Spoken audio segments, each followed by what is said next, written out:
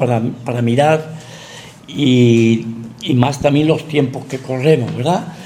Entonces, pues bueno, me entusiasmó el tema a tratar y enseguida me puse manos a la obra, como se suele decir, y pues y viene muy bien, creo muy al caso con respecto a lo que estuvo dando el hermano Quique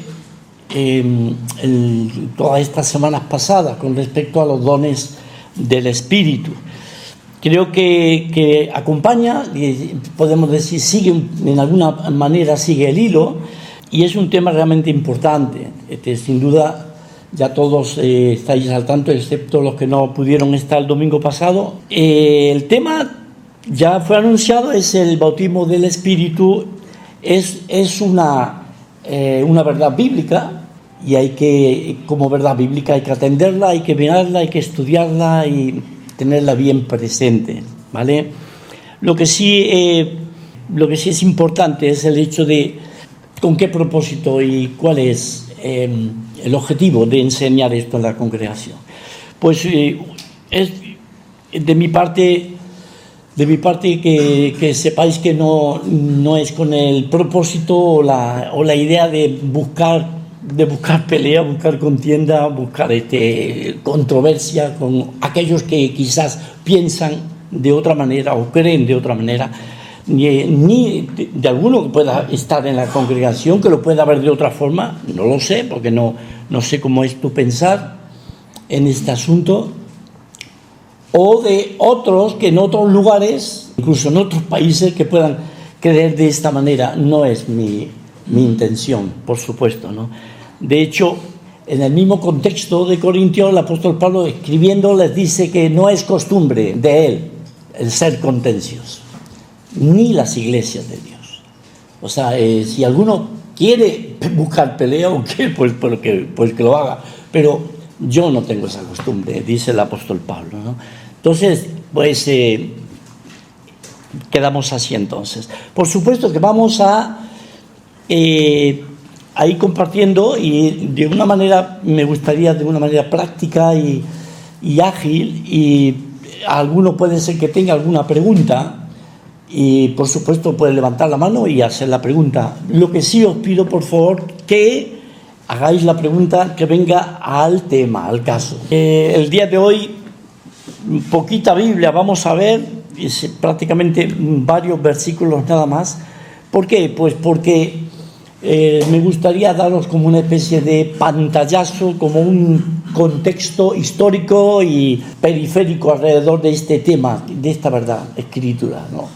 Un pantallazo, ¿no? No se trata de un estudio exhaustivo, pero sí es importante entender de dónde viene esto que en el día de hoy pues tú te puedes encontrar de la manera más natural. Hablar con alguien y decir, ¿tú has sido bautizado con el Espíritu? Pues, y te quedas descolocado. O escuchas de alguien que le han impartido o ha recibido el bautismo del Espíritu, de alguien que tú sabías que era creyente, ¿no? Entonces te quedas medio descolocado. Entonces, hay que entender de dónde viene todo esto. ¿Cómo es que hay hermanos que pueden estar pensando, creyendo de esta manera al día de hoy, ¿no?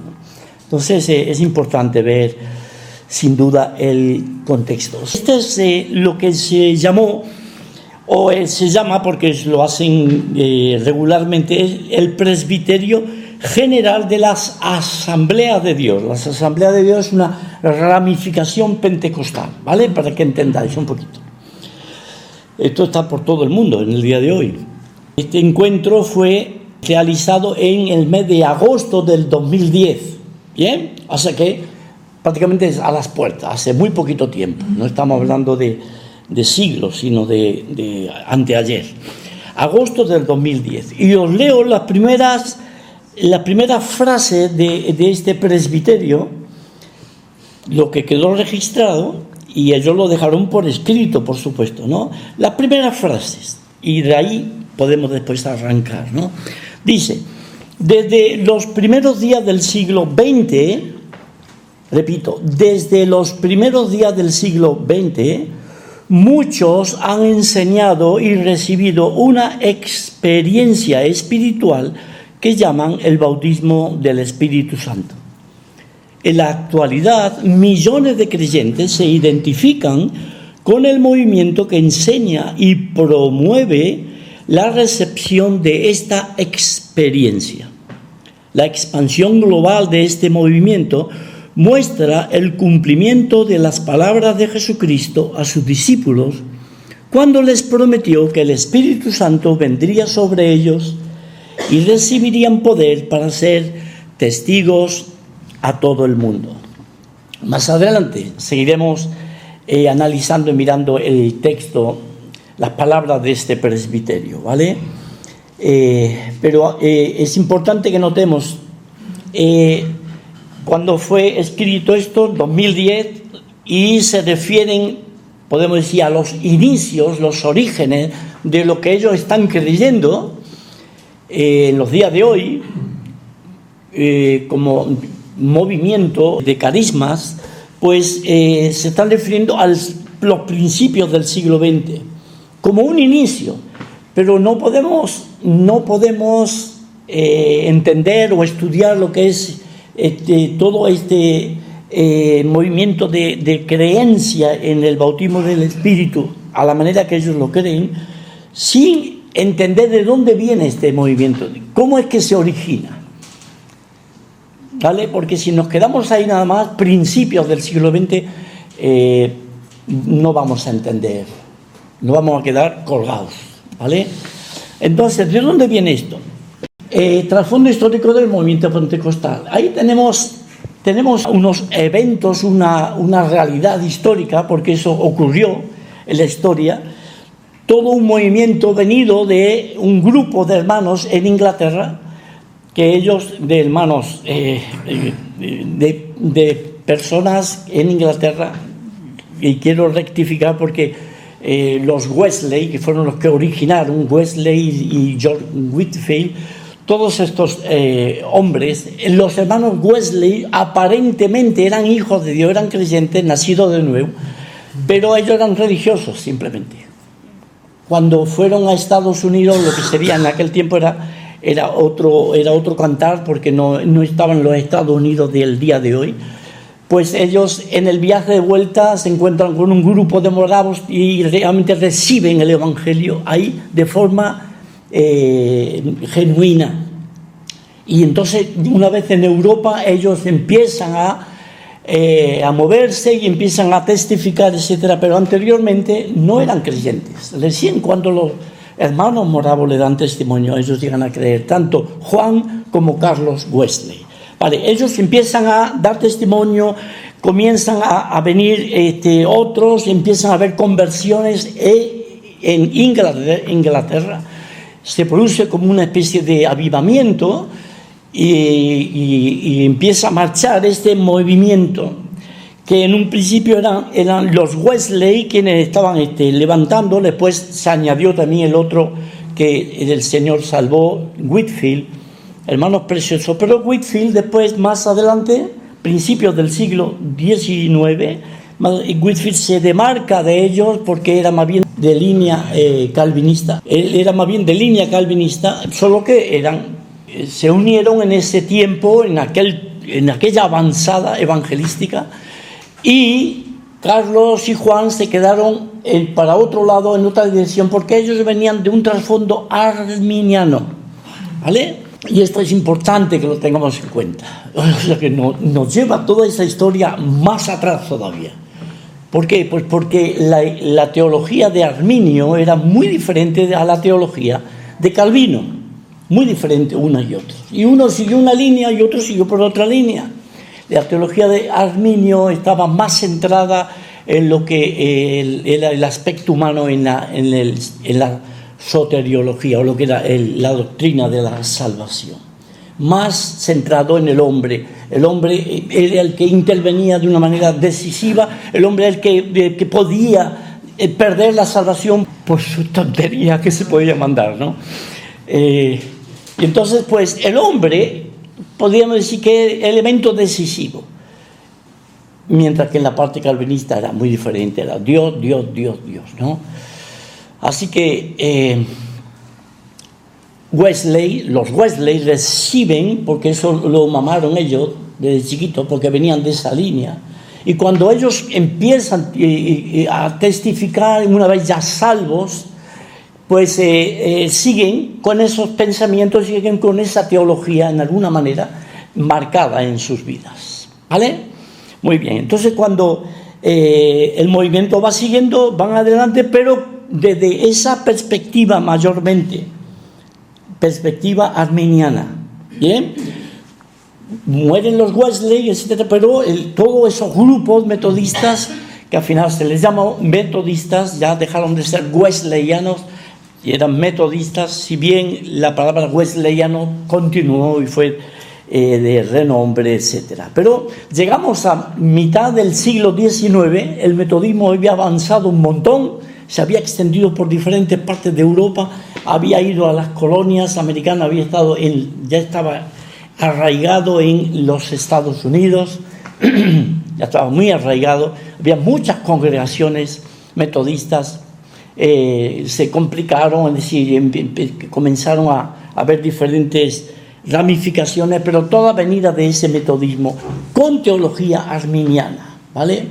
Cuando llegamos a mitad del siglo XIX, se va levantando todo un movimiento muy fuerte que se le llamó movimiento de santidad, o es una ola de santidad, en el que se buscaba lo máximo y todo muy bien, todo fenomenal, pero de una manera muy exagerada, muy enfática, a tal punto de que habían la creencia, o sea, estaba arraigado en ello, porque eso lo recibieron del arminianismo, la creencia de que el creyente podía llegar a una santificación perfecta en su vida, de dos maneras, o bien de una manera procesal o paulatina, y vas creciendo y se va santificando hasta llegar a la perfección en su vida cristiana, o bien de una manera instantánea,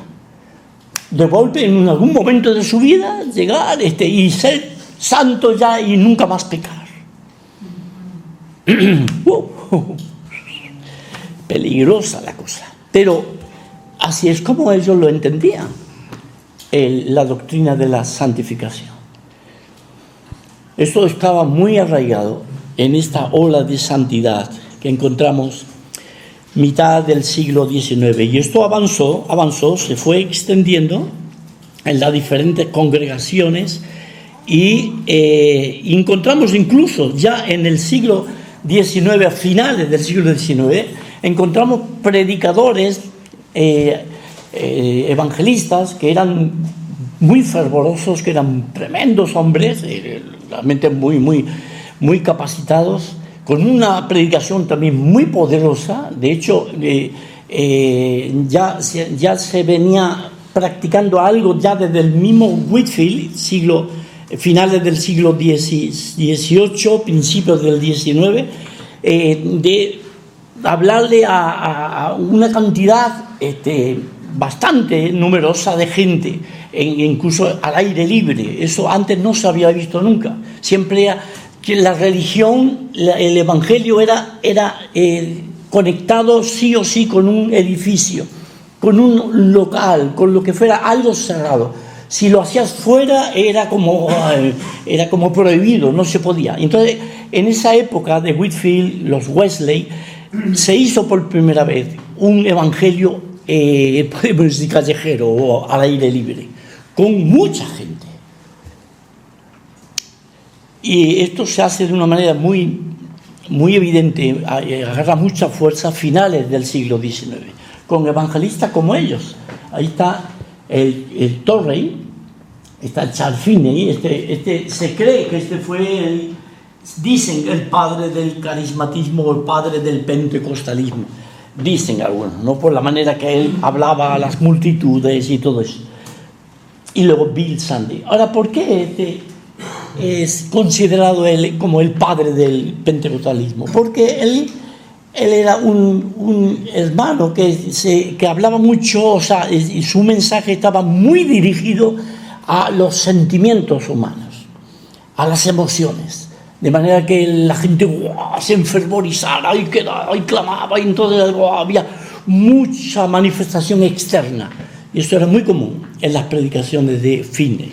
Por eso algunos dicen que él fue el padre, ¿no? Porque después eso va a ser muy evidente, muy frecuente en las manifestaciones en la gente, ¿no?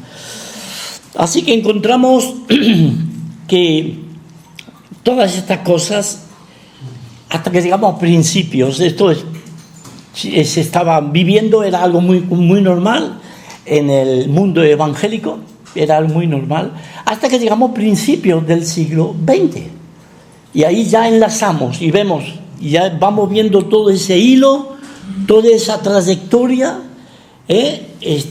con algunos puntos que son claves a la hora de entender el pentecostalismo o todo lo que es los movimientos de carismas que encontramos hasta el día de hoy, ¿vale?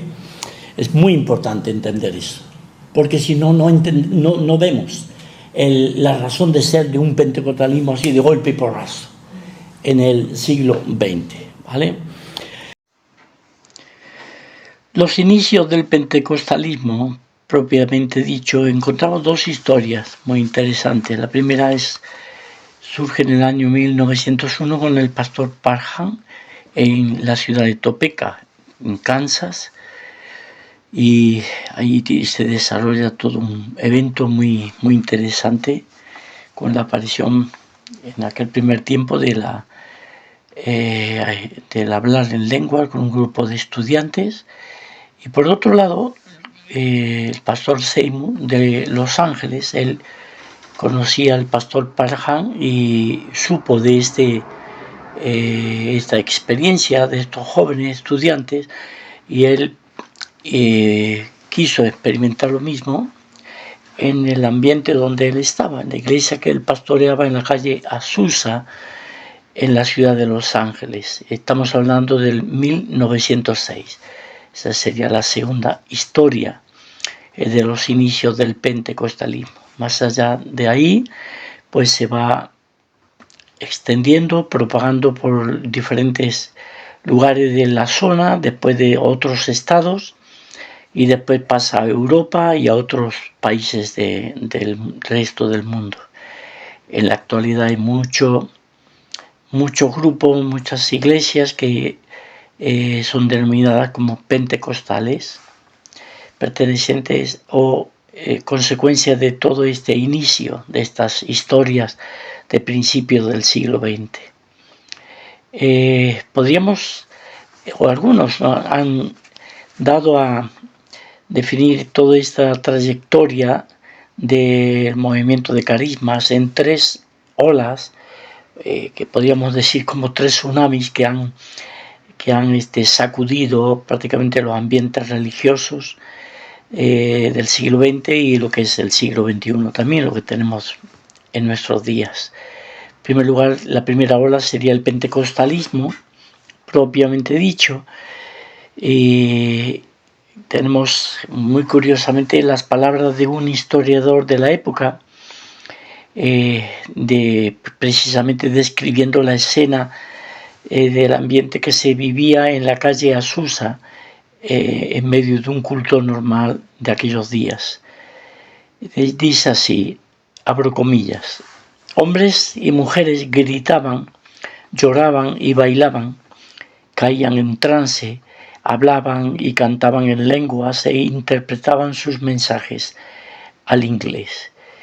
En medio de todo estaba el anciano, entre comillas, Seymour, que raramente predicaba y la mayor parte del tiempo mantenía la cabeza cubierta en una caja de embalaje vacía detrás del púlpito.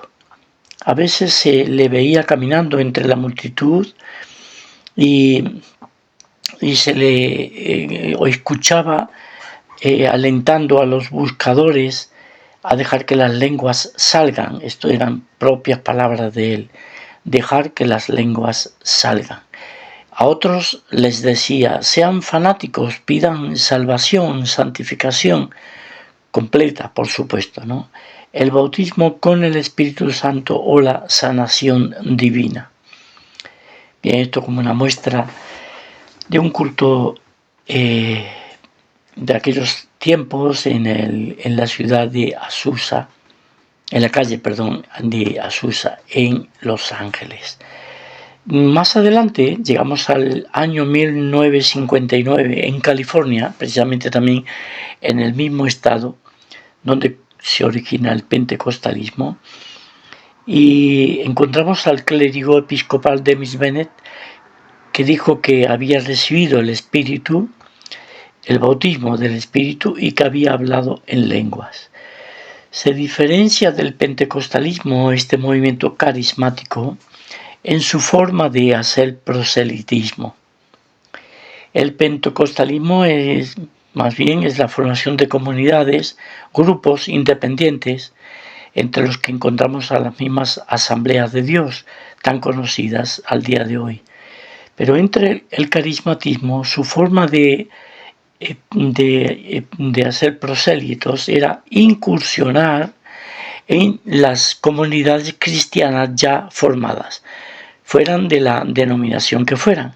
Ahí incursionaban y ahí propagaban su manera de entender los carismas, etc. Los tiempos más cercanos a nosotros encontramos lo que sería el neocarismatismo, ya un carismatismo más moderno, más complejo y también más extraño. Lo vemos a partir de los años 80, que se va desenvolviendo precisamente en un clima caótico de locura en el que parece que todo tiene cabida. Es decir, la incoherencia, el ridículo, las payasadas, ruidos de animales, risas descontroladas y sin motivo alguno, etc. Eso supuestamente es el obrar del Espíritu según estas personas, ¿vale?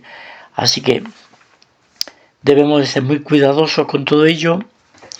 En primer lugar, aplicarlo a nuestras vidas y encontrar y aprender que un énfasis desmedido, desequilibrado, bien sea una doctrina bíblica en detrimento de otras, o si nos vamos, por ejemplo, a la verdad acerca de los dones espirituales, si le damos más importancia a unos que otros en sentido de mucho énfasis, dejamos otros y no se busca la armonía, el balance, el equilibrio, pues podemos estar buscando un problema, ¿no? Por otro lado, admitimos ciertamente que el Espíritu Santo puede obrar como Él quiera, en el lugar que Él quiera y cuando Él quiera, por supuesto, en el tiempo que Él busca. Pero nunca, y esto es muy importante, pero nunca el Espíritu Santo va a ir contra la verdad, nunca va a estar separado de la verdad y nunca va a hacer algo ajeno a la verdad. Porque el Evangelio de Juan nos dice que Él es el Espíritu de verdad. Y Él, hablándole a los primeramente apóstoles que estaban ahí escuchando a Jesús, Él os guiará a toda verdad. La palabra de Dios, dice Jesús orando a su Padre, santifícalos en tu verdad, tu palabra es verdad. Así que la Santa Biblia es la verdad de Dios escrita y el Espíritu Santo siempre va a obrar tomando y llevando a los hombres a la palabra de Dios, nunca fuera de Dios y esto debemos tenerlo muy en cuenta a la hora de aplicarlo, todas estas lecciones, toda esta historia, todas estas experiencias, aplicar estos asuntos a nuestras vidas. Bien. Bueno, terminamos por hoy y seguiremos, si Dios quiere, en la clase que viene. ¿Sí? Que Dios os bendiga.